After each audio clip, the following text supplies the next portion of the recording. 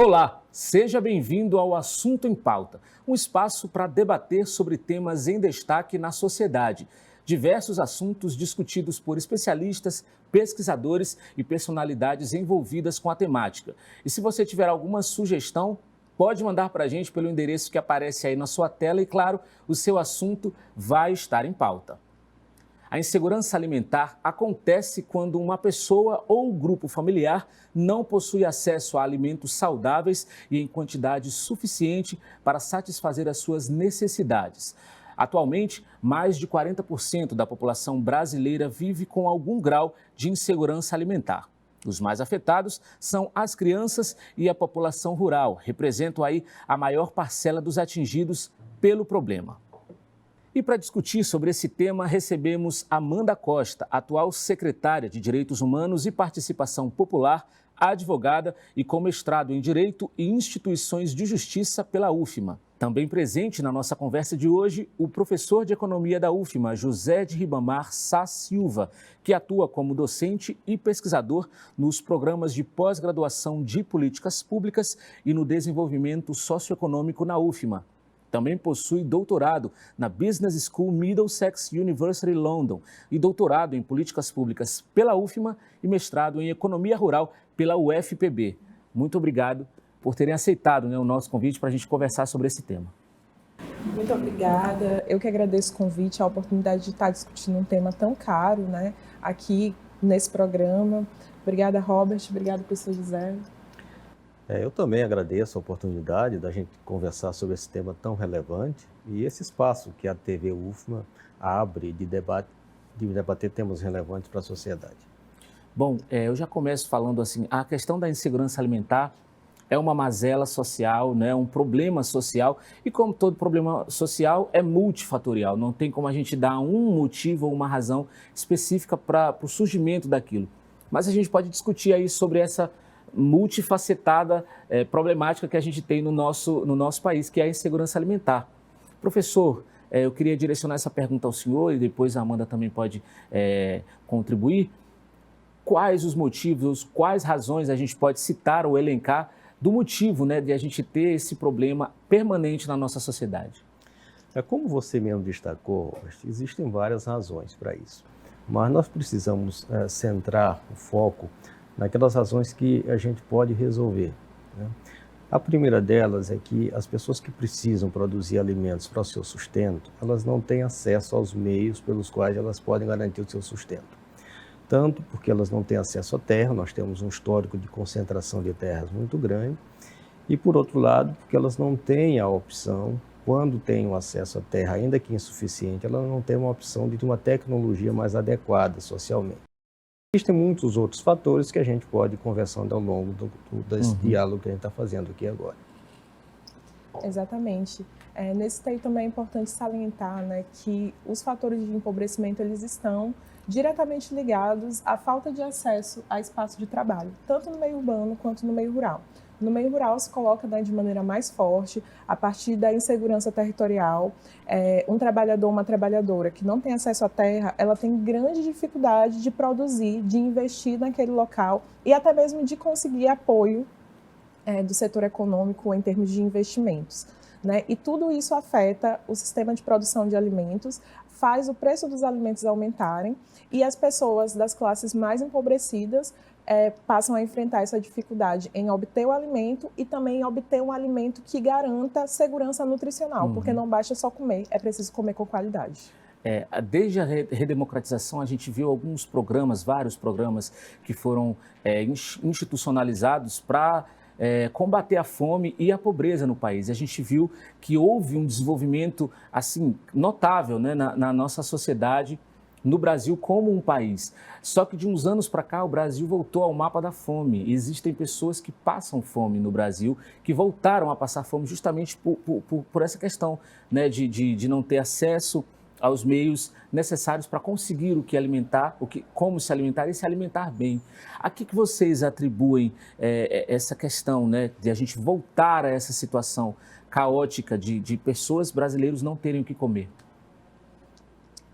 Inicialmente, um ponto relevante é o processo de desconstrução e desestruturação de políticas públicas relevantes para o enfrentamento à fome e à insegurança alimentar no nosso Estado. A Seguridade Social prevista na Constituição, ela é formada por um tripé que envolve desde a saúde, a previdência e também a assistência social. E ao longo dos últimos anos, um setor desse tripé, especificamente, que foi a assistência social, passou por um grande desmonte a nível nacional, né, com realmente desabastecimento, retirada do orçamento, a PEC do congelamento de gastos, todas essas ações que retiram o orçamento das ações que podem enfrentar a fome, garantir que famílias mais vulneráveis tenham acesso a políticas públicas e direitos, elas refletem de maneira imediata na seguridade alimentar. Importantes que a Amanda coloca, o desmonte das políticas públicas, né? Porque isso nos leva a fazer um questionamento. Por que a gente permite que, depois de ter avançado bastante durante os primeiros 15 anos do atual século, que a gente permite que se desmonte as políticas que garantam o acesso mínimo às condições de dignidade da população? Eu acho que aí precisaria, talvez, a gente chamar a atenção para um aspecto que quase a gente nunca discute. Assim, qual é o lugar da alimentação na nossa concepção de mundo? Parece-me que nós nos acostumamos a achar normal que as pessoas não se alimentem, ou que elas se alimentem de sobras, de ossos, do que elas catam no lixo. Mas aí, na verdade, a gente precisaria se perguntar assim, existe algum ser vivente que possa continuar vivendo sem alimentos? Se a gente responder que sim, aí eu acho tranquilo, a gente não precisa se incomodar com isso. Mas nenhum ser vivo consegue permanecer vivo sem alimentos. Se a gente considera que isso é uma questão em relação à qual nós não podemos negociar, nós não podemos colocar em questão, é um ponto de partida para a existência da humanidade, é o acesso ao alimento, aí nós já temos que discutir assim, de onde nós chegamos não podemos voltar atrás. Nós levamos 500 anos até construir a noção do alimento como um direito. E este direito nós não podemos agora retroceder. Infelizmente, nós estamos assistindo a um momento de muita destruição dessas conquistas. Exatamente, professor. E essa fala do professor ela é muito interessante, porque quando foi estruturada, né, a Declaração Universal dos Direitos Humanos, a segurança alimentar e nutricional ela está lá prevista no artigo 25, em que prevê que cada pessoa, né, vivente tem o direito a obter os meios para se alimentar e ter uma vida digna, né? E quando a gente fala da alimentação, a gente então não está falando de um privilégio. O alimento e o alimento saudável não pode ser tratado como privilégio, né? Hoje a gente vê muito mais discussão sobre compra de alimentos orgânicos, mas que no momento ainda são muito caros para a maioria da população. E aí, enquanto alguns conseguem, né, adquirir alimentos orgânicos, outros têm que, além de comprar alimentos de baixa qualidade nutricional, adquirir alimentos que tenham muitos agrotóxicos e outras coisas que prejudicam a saúde. Então, pensar o direito à alimentação exige de nós uma capacidade de entender que se alimentar com qualidade não pode ser um privilégio de poucos. E justamente sinaliza o fato de que o direito à alimentação e a segurança nutricional está na Declaração Universal de Direitos Humanos, porque essa é uma declaração que ela prevê apenas direitos básicos de cada uma das pessoas, né? Então, a gente está falando ali de mínimo existencial, daquilo que é essencial para que as pessoas se desenvolvam. É importante salientar que a insegurança nutricional em crianças na primeira infância, né, faz com que essas crianças tenham grandes limitações no desenvolvimento da sua capacidade intelectual, por exemplo. Então, não estamos falando apenas de morrer de fome, mas de continuar vivendo com uma capacidade reduzida educacional. Então, a criança que não come, ela não consegue aprender na escola, ela não consegue ir à escola e, por muitas vezes, nessa criança que tem segurança alimentar em casa, ela pensa na escola somente como um espaço de fazer a sua única refeição diária. Isso é algo que tem que ser tratado como um problema de urgência para todos os setores da sociedade, o poder público e também para as demais instituições, né? Inclusive as instituições privadas que compõem a nossa comunidade. Essa questão da alimentação, de a gente ver hoje, constatar, na verdade, a alimentação como um privilégio, ela já era comum desde antes de 2020. Com a pandemia, a partir do ano de 2020, a gente viu as mazelas se ficarem ainda mais evidentes, né? Como que vocês avaliam o Brasil passando por esse processo já de pessoas passando fome, com a pandemia, para agravar ainda mais esse problema? Então, a gente tem que ter o cuidado, porque às vezes a pandemia é utilizada para justificar as mazelas que a gente enfrenta. De fato, nós já tínhamos um processo de empobrecimento da população, tanto por conta da reforma trabalhista que foi implementada a partir de 2017, isso antes da pandemia. Se você pega os dados do mercado de trabalho, nós temos um aumento do desemprego, e os empregos que foram proporcionados são vagas de trabalho precário, então com perdas de direitos, né? Então, nesse sentido, quem não tem acesso a produzir o alimento e não tem renda para comprar no mercado, esse sequer tem o direito de comprar o alimento envenenado, né? Então, agora a pandemia, é claro que agravou, sim, mas se a gente olhar os dados, a agricultura é o setor que menos foi afetado na pandemia, por conta das condições técnicas, há um distanciamento, né? As pessoas trabalham de forma mais ou menos isolada, não trabalham em escritório. Então, a pandemia não tem um efeito tão drástico sobre a produção de alimentos. O que acontece é que, pela estrutura social, nós deixamos de produzir alimentos para produzir mercadorias. E essas mercadorias, que a imprensa chama de commodities, né, elas não são alimentos. Elas, por princípio, elas são um produto que precisa gerar lucros. Para gerar lucros, precisa ser produzido com o menor custo possível e com a maior velocidade possível. Então, para isso, é preciso colocar produtos químicos que vão acelerar o processo de produção, preciso colocar veneno que vão afastar os agentes naturais, que são os insetos, os fungos que vão estar naquele meio, e aí você vai produzir um produto que é prejudicial à saúde. Isso que a Amanda destaca do alimento saudável, a comida de verdade, que além desse aspecto biológico da comida, desse aspecto sanitário, de estar livre de impurezas, ela também tem um fator que é o fator cultural. Quer dizer, as pessoas comem, o momento de se alimentar, o momento das pessoas se juntarem para se alimentar, quer seja em casa ou no restaurante, é um momento de convívio, de trocas sociais, né? E isso representa para essas pessoas uma afirmação da sua identidade, como pertencentes a um determinado grupo. Então, a nossa sociedade, ela vai se desmontando a partir tanto dessa negação do direito do acesso ao alimento, quanto da negação do direito das pessoas de conviverem. E aí elas trocam o ambiente doméstico, elas trocam o ambiente salutar das praças pelas praças de alimentação dentro dos shoppings.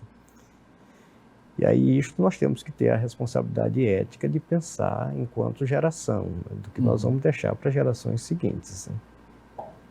Professor, essa análise, né, acerca da produção de alimentos, especialmente como o setor agrícola patronal não foi de maneira direta afetado pelo contexto da pandemia, é essencial, né, para que a gente possa entender o quanto a produção de alimentos ela está e os problemas, né, a alta concentração na produção de alimentos, a opção por não produzir alimentos e produzir commodities e outros produtos que tenham alto valor no mercado internacional, ela esvazia as prateleiras do nosso mercado, né, e ao mesmo tempo a disputa no campo entre esse setor patronal e a agricultura familiar, a agricultura tradicional de quilombolas indígenas, ela também reduz os espaços onde há efetiva produção de alimentos saudáveis. E também por questões de mercado, muitos desses alimentos que são produzidos na agricultura familiar têm grandes dificuldades em chegar às prateleiras do supermercado nos centros urbanos, né? E esse é um fator que a gente tem como um grande empecilho, né, para o avanço das políticas de segurança alimentar. Amanda, daqui a pouquinho a gente volta desse ponto que você começou, tá bom? Porque o assunto em pauta vai para o intervalo e volta daqui a pouco.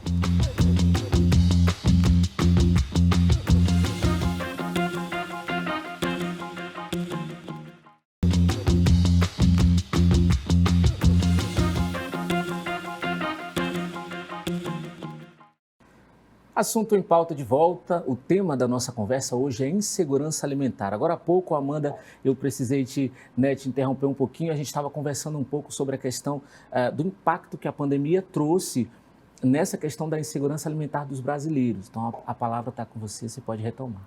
Obrigada, Robert. Então, eu falava justamente sobre o fato de que, além de impactar, né, no processo de produção de alimentos e no escoamento dessa produção para chegar às prateleiras do supermercado, nos setores urbanos, em especial nas grandes cidades e periferias, a gente teve também a redução do poder de compra, né, de trabalhadores e trabalhadoras em decorrência, primeiro, do fato de que muitos desses trabalhadores e trabalhadoras estavam no mercado informal, que acabou sendo extremamente impactado pela pandemia, né, e pelas medidas de distanciamento social, também porque esses trabalhadores do mercado informal que não tinham carteira assinada, eles ficaram distantes de qualquer medida de seguridade social em termos previdenciários, né? E ainda do fato de que uma das primeiras medidas do governo federal para garantir que alguns trabalhadores pudessem ficar em casa e também para proteger o setor empresarial foi garantir a possibilidade de redução de jornada com redução de até 70% no valor da remuneração desse trabalhador e dessa trabalhadora, né? Então, pessoas que ganhavam ali em torno de R$ 2.000, com uma redução de 70%, ainda que o governo fizesse a complementação, o governo federal, para que não fosse o pagamento menor que o salário mínimo, porque é vedado, né, pela Constituição, isso tem um impacto direto na vida de uma família, né? Então, ao longo desses últimos anos, com a pandemia, o agravamento e a piora, né, no poder de compra, ela teve um impacto direto na segurança alimentar. E justamente naquele ponto que a gente fala, as pessoas, por muitas vezes, algumas delas conseguiram continuar comendo, mas a qualidade dessa alimentação, né, também ela precisa ser questionada, e isso foi um dos impactos diretos da pandemia na segurança alimentar. A gente conversa um pouco sobre insegurança alimentar e aí vem vários temas, né, e várias áreas que a gente pode perceber que impacta. E aí eu queria perguntar, professor, para o senhor deve parecer uma coisa muito óbvia, mas para quem está assistindo talvez não. Como que a gente consegue fazer um link entre a questão da insegurança alimentar e a economia do país? Porque a questão do que é uma preocupação comum, mas é muito individual de cada família, sabe? Hoje eu não sei o que comer, eu não tenho noção do que vou comer. E a economia do Brasil é uma coisa macro, né? A gente consegue ver algo gigante. Então, como fazer um link? De que maneira, de fato, a insegurança alimentar afeta a economia do país? Ou então, como a economia do país afeta a segurança e a insegurança alimentar das pessoas, das famílias brasileiras. Então, vamos precisar fazer uma ligação entre quem produz alimentos, ou seja, a agricultura familiar, né, e a quantidade de pessoas que precisam daqueles produtores de alimentos, né? Então, quando a gente faz esse raciocínio, a gente percebe que nós, historicamente, exceto nos primeiros 15 anos do atual século, nós nunca demos atenção aos produtores de alimentos, né? A gente sempre privilegiou os empresários da agricultura e da agropecuária de um modo geral. Para a gente ter uma ilustração, se a gente pega o arroz, que é um produto, um alimento simbólico assim na mesa da população brasileira, no estado do Maranhão, por exemplo, entre os meados dos anos 1990 e agora o censo de 2017, nós tivemos uma diminuição de 170 mil produtores de arroz. Isso significa que são 170 mil famílias que saíram do campo, desapareceram como produtores de alimentos e vão ser pessoas que dependem da oferta de alimentos, não?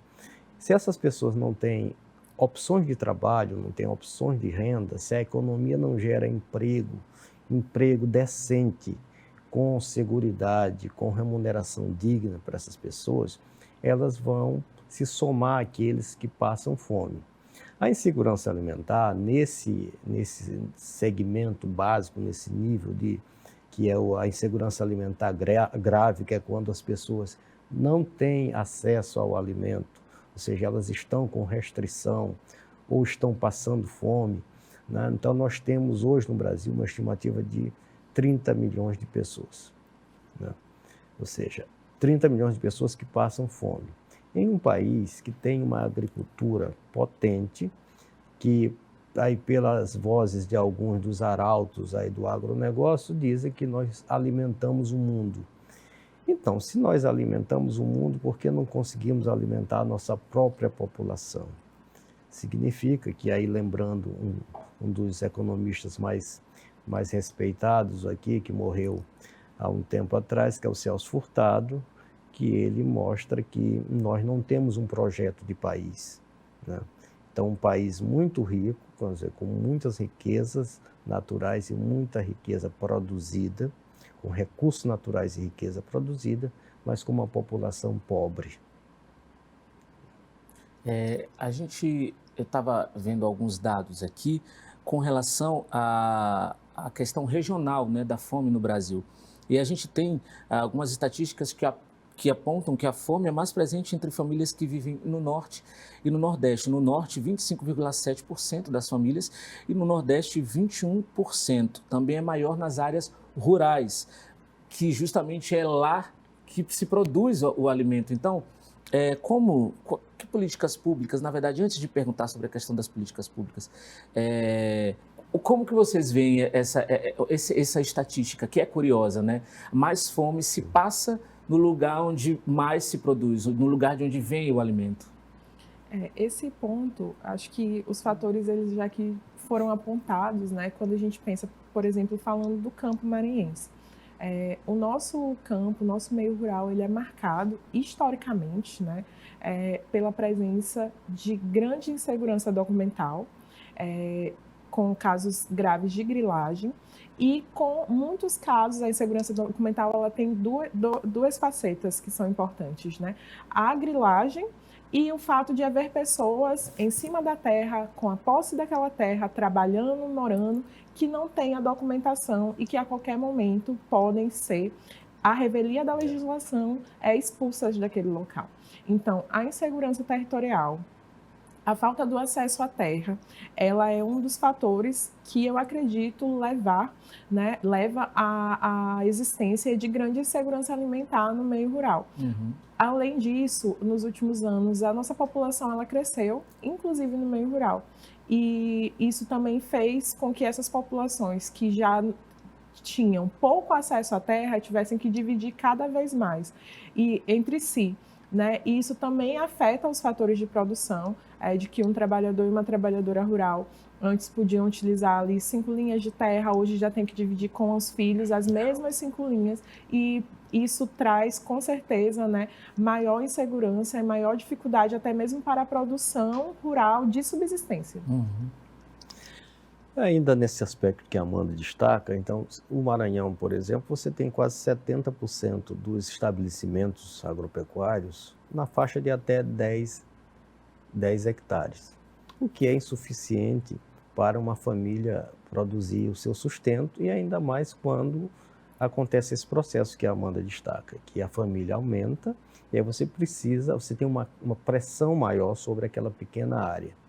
Mas nós poderíamos tratar, ainda que nós tivéssemos carência de terra, que não é o nosso caso, o Maranhão tem 333 mil quilômetros quadrados, muitos cursos d'água e ainda muita cobertura vegetal, mas a questão é que a gente não tem um projeto em que a gente, por reconhecer a imprescindibilidade dos produtores de alimentos, a gente possa socialmente respeitá-los, reconhecer o seu lugar e investir. Então, com uma tecnologia adequada, uma família poderia produzir em 5, 10 hectares. A questão é que nós não temos essa preocupação. Nós investimos muito dinheiro para podermos financiar atividades empresariais ou atividades urbanas, né? Mas não temos essa preocupação histórica. Então, esse aspecto, que se nós não tivermos a capacidade de mexer com as nossas sensibilidades, as sensibilidades no dia a dia nossa do cidadão comum, porque é o cidadão comum que vota, e assim como mexer nas sensibilidades dos gestores públicos.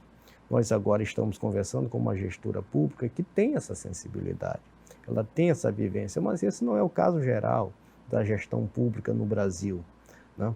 Se nós não tivermos a capacidade de mexer com essa sensibilidade das pessoas para que elas reconheçam o papel da agricultura, reconheçam a importância, mais do que a importância, como o alimento é imprescindível para a própria existência humana, aí nós teremos sempre esses ciclos de alta e baixa na atenção que a gente dá. E esse ciclo de desmonte que a gente vem passando aí das políticas públicas, que era um assunto que você também queria tocar, né? Quando o professor fala sobre investimentos e tecnologia, são pontos que, além da segurança documental, por exemplo, quando nós pensamos em trabalhadores que já conseguiram passar pelo processo da reforma agrária no acesso a assentamentos, mas o trabalhador é assentado na terra, colocado em cima da terra, tem ali uma expectativa de documentação, mas ele não consegue receber nenhum fomento inicial, né? O Programa Nacional da Agricultura Familiar desmontado, sem orçamento. Então, é muito difícil, né? Pensar no avanço da tecnologia, pensar em um trabalhador que possa trabalhar a ponto de produzir e ter excedente para comercializar, porque justamente esse apoio do Estado e também do setor financeiro privado, ele fica muito distante dessas pessoas. E como, para a gente finalizar, como a gente pode tentar organizar, você que é uma gestora pública, aparelhar nossa política para levar essa alimentação, né, para diminuir esse problema? Que políticas públicas podem ser implementadas ou as políticas que já existem, como que elas podem ser retrabalhadas, redimensionadas para a gente conseguir diminuir essa situação que a gente está vivendo hoje? Bom, aqui no estado, eu acho importante salientar que nos últimos anos nós temos tentado caminhar no sentido de fortalecer tanto a segurança alimentar e nutricional quanto a agricultura familiar, mas ainda com muitos desafios a serem enfrentados, né? É importante salientar que eu acredito especificamente que o fortalecimento das instâncias de participação popular é essencial. Nós temos aqui no estado um conselho atuante, né, o Conselho de Segurança Alimentar, que precisa ser visto, precisa também ser respeitado em suas proposições, na avaliação e monitoramento de políticas públicas. Nós temos hoje uma rede de mais de 160 restaurantes populares, né, que enfrenta a segurança alimentar na ponta. Mas nós sabemos que o restaurante popular ele é uma importante medida para impedir que as pessoas não tenham nenhum acesso à alimentação, mas que precisa estar somada ali com vários esforços que possam discutir a produção de alimentos e possam discutir as condições estruturais que fazem com que as pessoas não tenham recursos para adquirir alimentação. Então, além desses mais de 160 restaurantes populares, né, é importante salientar que aqui no estado, além das outras ações de distribuição de alimentos, como o programa Comida na Mesa e o Mais Pescado, ao longo dos últimos anos nós buscamos fortalecer o programa de compras da agricultura familiar, que é uma importante ação, né, para fazer circular recursos entre esses pequenos produtores da agricultura familiar, com foco também porque nós temos aqui Procaf Quilombola, Procaf Babaçu, que discute necessariamente a atuação de comunidades tradicionais, né, quebradeiras de coco, quilombolas, e outras ações que possam fortalecer esse setor produtivo da agricultura familiar. Pois é, então nós temos aí um desafio muito grande, né, de pensar políticas públicas, e embora a gente reconheça e louve essa experiência que nós tivemos aqui na contramão do que aconteceu no conjunto do país, que foi a experiência de governo progressista no Maranhão, em que a instância de participação popular foi muito privilegiada. Mas nós temos que encarar que esta é uma questão que não é só de governo, quer dizer, não é só de um gestor público, né?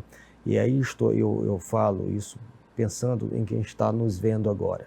Quer dizer, é aceitável que ao final deste dia terão morrido 24.700 pessoas, cuja causa será a fome. A cada 3,5 segundos, segundo os dados as estimativas da Organização das Nações Unidas, a cada 3,5 segundos morre uma pessoa de fome no planeta. É aceitável uma situação dessa?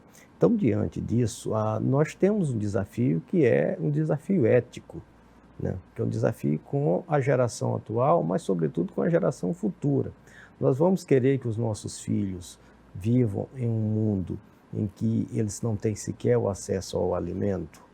Então eu tenho uma ideia de para o caso do Maranhão específico, que essa ideia eu transformei, que foi a minha tese de doutorado já há um tempo atrás, que uma política pública de promoção da segurança alimentar nossa precisa passar pela promoção dos assentamentos da reforma agrária. Porque isto é um dado, nós temos um número elevadíssimo de assentamentos de reforma agrária. E esses assentamentos precisam de uma tecnologia, precisam de uma assistência, precisam de um suporte para financiar a produção. Então, se a gente consegue olhar os assentamentos como um espaço privilegiado, a gente vai ter um caminho a seguir. Professor José, Amanda, muito obrigado por terem aceitado o nosso convite. Infelizmente, nosso tempo acabou, mas se a gente tivesse mais tempo para conversar, com certeza vocês teriam muito a acrescentar aí para o público que nos assiste. O programa de hoje fica por aqui e a gente volta no próximo episódio com mais um assunto em pauta para você. Até lá!